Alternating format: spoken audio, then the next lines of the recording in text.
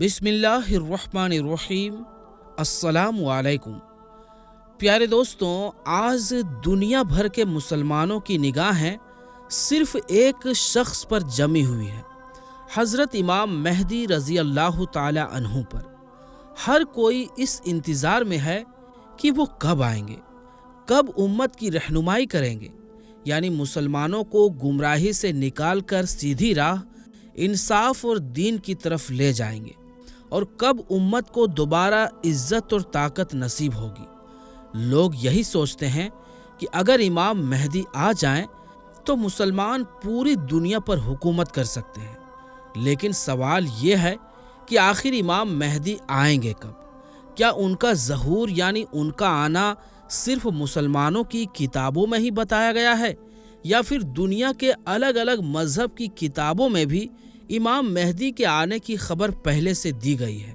اور سب سے خاص بات، آج کی دنیا کی بڑی طاقتوں کا سامنا امام مہدی کیسے کریں گے؟ تو آئیے اس پورے مسئلے کو اچھے سے سمجھتے ہیں۔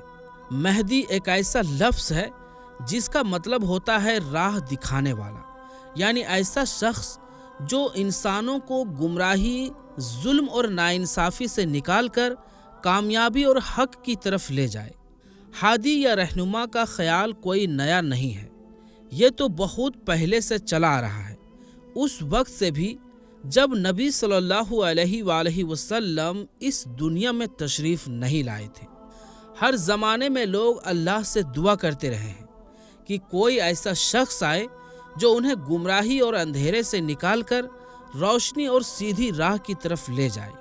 حضرت نوح علیہ السلام کے دور میں بھی جب لوگ بری طرح گمراہ ہو چکے تھے، بت پرستی، کرپشن، ظلم، ناانصافی ہر طرف پھیلی ہوئی تھی، تب بھی کچھ نیک اور سچے لوگ موجود تھے۔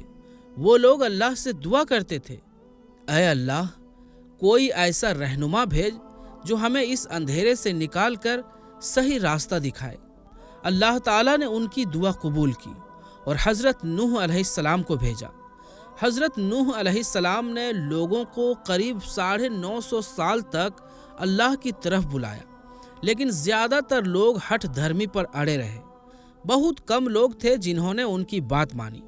پھر اللہ نے حضرت نوح علیہ السلام کو حکم دیا کہ ایک کشتی تیار کریں۔ انہوں نے ہر جانور کی ایک ایک جوڑی اس کشتی میں سوار کی اور اپنے سچے ماننے والوں کو بھی ساتھ لیا۔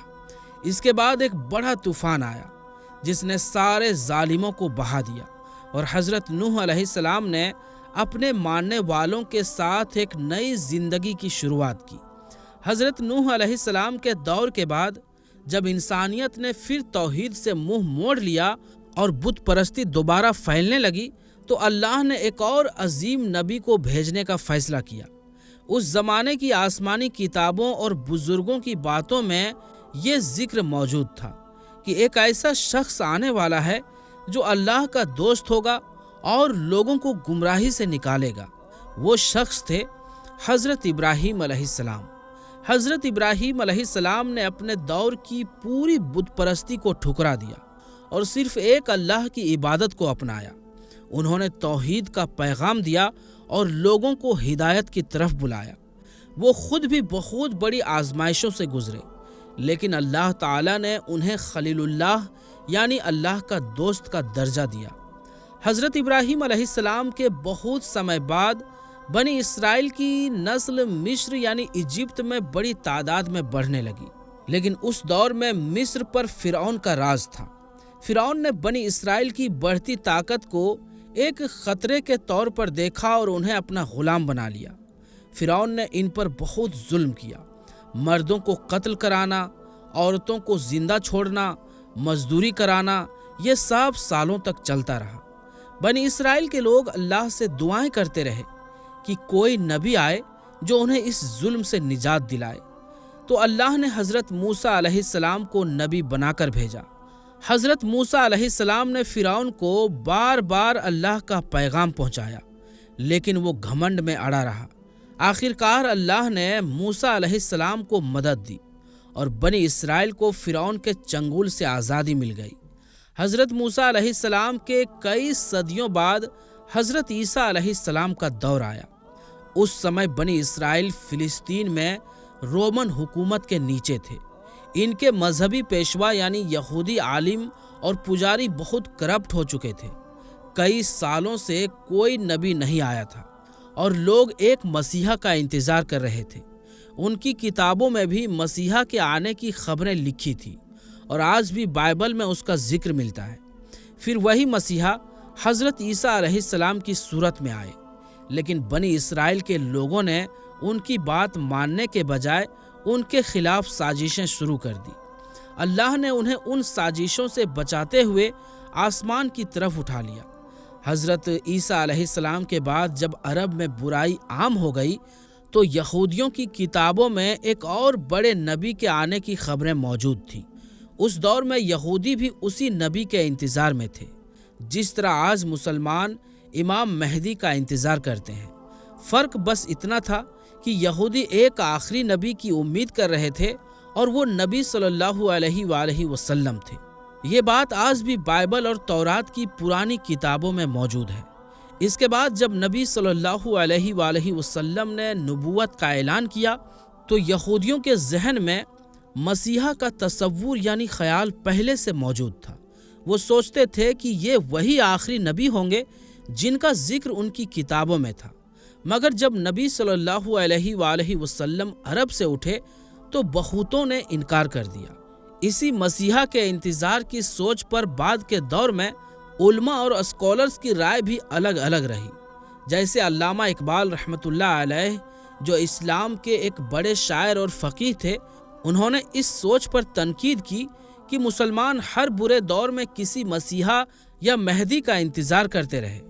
اقبال کا ماننا تھا کہ اگر مسلمان صرف کسی مسیحا کے آنے کا انتظار کرتے رہیں گے تو وہ خود کچھ نہیں کریں گے اور یہی ان کی سب سے بڑی کمزوری ہوگی۔ اسی لیے انہوں نے یہ طرز فکر خطرناک بتایا۔ انہوں نے امام مہدی کے عقیدے کو نہیں بلکہ اس کے انتظار کی سستی والی سوچ کو ناپسند کیا۔ اسی طرح مشہور اسکالر ابن خلدون رحمۃ اللہ علیہ نے بھی اپنی کتاب مقدمہ میں لکھا کہ امام مہدی سے جڑی کئی حدیثوں کی سند کمزور ہے۔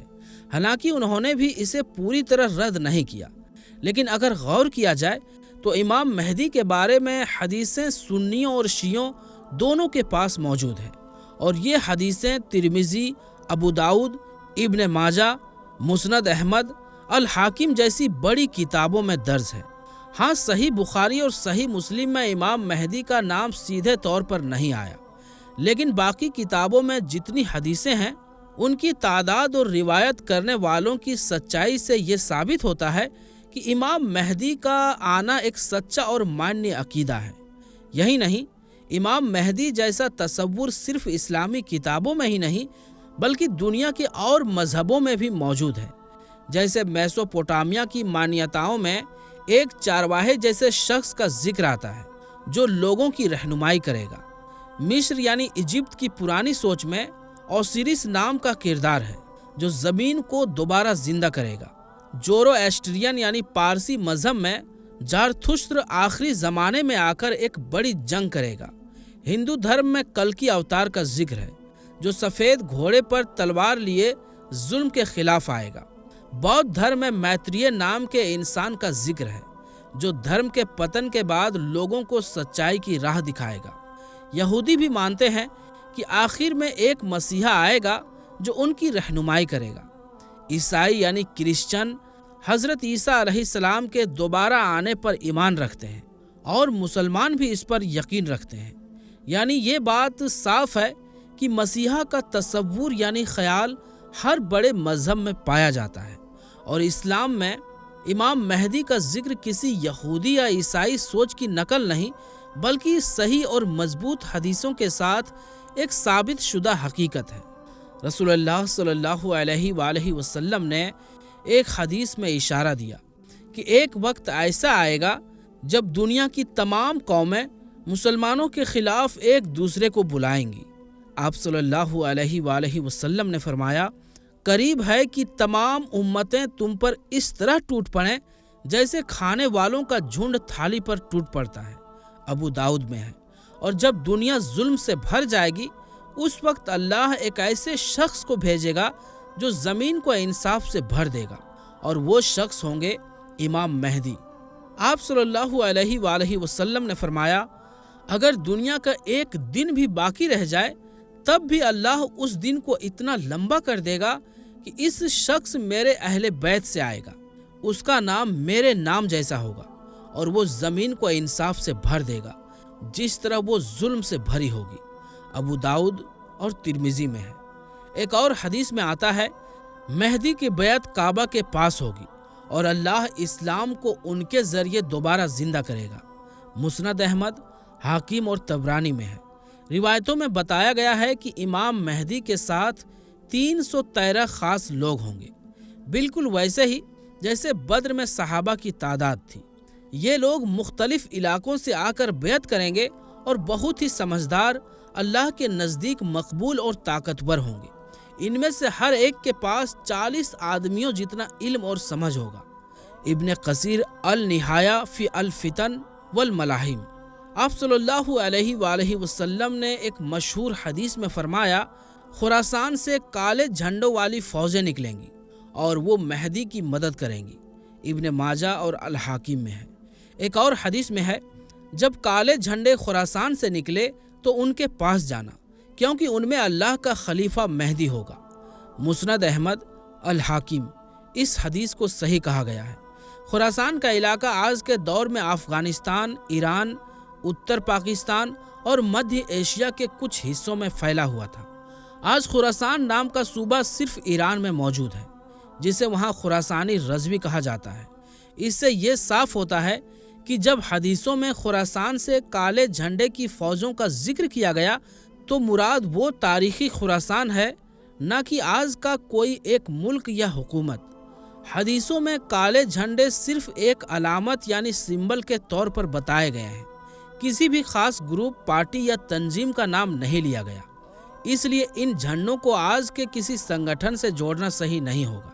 امام مہدی رضی اللہ تعالی عنہ کے ساتھ 313 خاص لوگ ہوں گے، جیسے بدر کے صحابہ کی تعداد تھی۔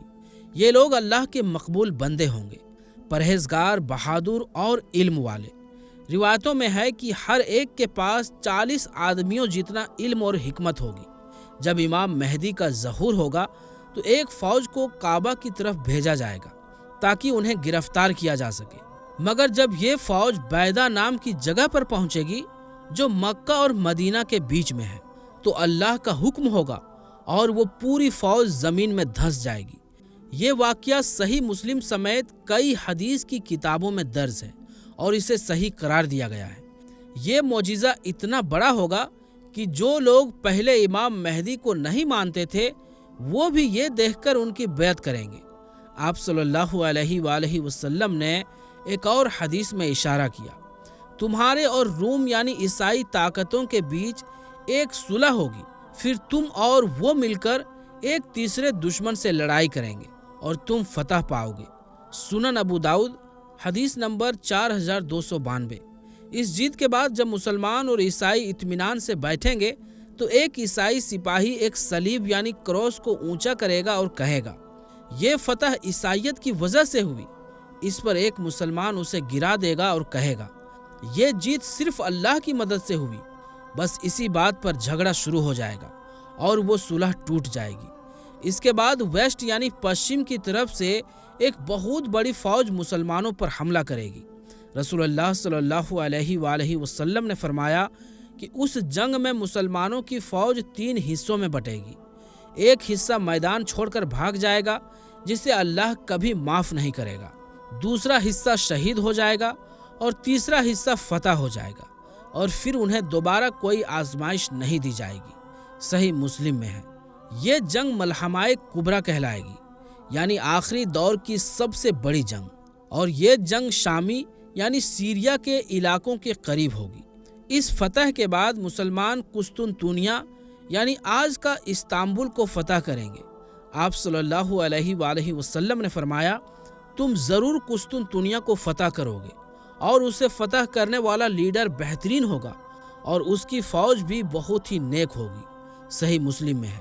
کچھ علماء کہتے ہیں کہ یہ فتح سلطان محمد فاتح کے ہاتھوں 1453 میں ہو چکی ہے، جبکہ کچھ کا ماننا ہے کہ یہ فتح دوبارہ امام مہدی رضی اللہ تعالی عنہ کے دور میں ہوگی، جب مسلمان استنبول فتح کر رہے ہوں گے تبھی انہیں خبر ملے گی کہ دجال ظاہر ہو چکا ہے، اور پھر اگلا بڑا دور شروع ہوگا۔ آپ صلی اللہ علیہ وآلہ وسلم نے فرمایا، امام مہدی رضی اللہ تعالی عنہ کے آنے سے پہلے زمین ظلم اور فساد سے بھر جائے گی۔ مسند احمد ابو داؤد میں ہے۔ آج ہم دیکھ سکتے ہیں فلسطین، سیریا، یمن، عراق، افغانستان اور کشمیر جیسے ملکوں میں ظلم کا سلسلہ جاری ہے۔ مسلمانوں کو آتنکوادی کہا جاتا ہے۔ سودی نظام پوری دنیا کی اکانومی کا حصہ بن چکا ہے، اور کئی مسلم حکومتیں بس نام کی رہ گئی ہیں۔ اصل میں وہ پپیٹس یعنی کٹ پتلیاں بن چکی ہیں۔ رسول اللہ صلی اللہ علیہ وآلہ وسلم نے فرمایا، امام مہدی رضی اللہ تعالی عنہ کے آنے سے پہلے اندھیری رات کی طرح فتنوں کا دور ہوگا۔ انسان صبح مومن ہوگا اور شام کو کافر۔ صحیح مسلم میں ہے۔ آج اگر دیکھیں تو فتنوں کا سب سے زیادہ اثر عرب دنیا میں ہے۔ حکومت کی جنگ، میڈیا کا دھوکہ، دین کا سودا اور حق کی آواز کو دبا دینا، یہ سب کچھ اسی دور کی نشانیاں ہیں جس کی تصدیق حدیثوں میں کی گئی ہے۔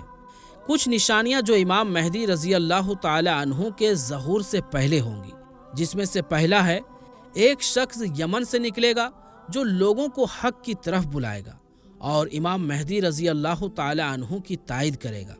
نبوی اشارات اور مفسرین کی روایتوں میں ذکر ہے۔ یہ شخص کون ہوگا اس کا یقینی تعین نہیں ہے۔ کچھ لوگ حتیج کو اس سے جوڑتے ہیں، لیکن یہ صرف ایک اندازہ ہے، حقیقت نہیں۔ دوسرا نمبر میں ہے، نفسائے زکیہ نام کا ایک شخص کعبہ کے پاس قتل کیا جائے گا۔ اس کا ذکر شیعہ اور سنی کتابوں میں موجود ہے، لیکن حدیثوں کی سند پر اختلاف ہے، اس لیے اس کا نام یا کردار یقینی طور پر نہیں، صرف اندازے سے ہی بیان کیا جا سکتا ہے۔ تیسرا نمبر میں ہے، پورب سے ایک بڑی آگ نکلے گی جسے 3 راتوں تک دیکھا جائے گا۔ سنن ابو داؤد میں ہے۔ یہ آگ کیا ہوگا اس کا علم اللہ کو ہے۔ کچھ لوگ اسے نیوکلیئر دھماکے سے جوڑتے ہیں، لیکن حدیث صرف آگ کا ذکر کرتی ہے، وضع کا نہیں۔ چوتھا نمبر میں ہے، شیطان انسانوں کی آواز میں پکارے گا اور ڈر پھیلائے گا۔ ابن ماجہ میں ہے۔ یہ اس بات کی نشانی ہے کہ فتنے اور افواہیں کس قدر انسانی ذہن پر حاوی ہوں گی۔ حدیث کا مضمون جو حقیقت میں موجود ہے۔ رسول اللہ صلی اللہ علیہ وآلہ وسلم نے فرمایا، جب تم دیکھو کہ شامی علاقوں میں آپسی جنگ یعنی سول وار ہو رہی ہے اور خون بہہ رہا ہے تو سمجھ لو کہ بڑا فتنہ قریب ہے۔ صحیح مسلم میں ہے۔ سیریا اور اس کے آس پاس کے جو حالات آج کئی سالوں سے چل رہے ہیں، یہ حدیث انہی حالاتوں کی طرف ایک اشارہ ہو سکتا ہے، لیکن یقینی طور پر تاریخ یا وقت نہیں بتایا گیا۔ تو پیارے دوستوں، ہماری آج کی اس ویڈیو میں بس اتنا ہی۔ انشاءاللہ ملیں گے پھر کسی نئی ویڈیو کے ساتھ۔ تب تک کے لیے السلام علیکم، اللہ حافظ۔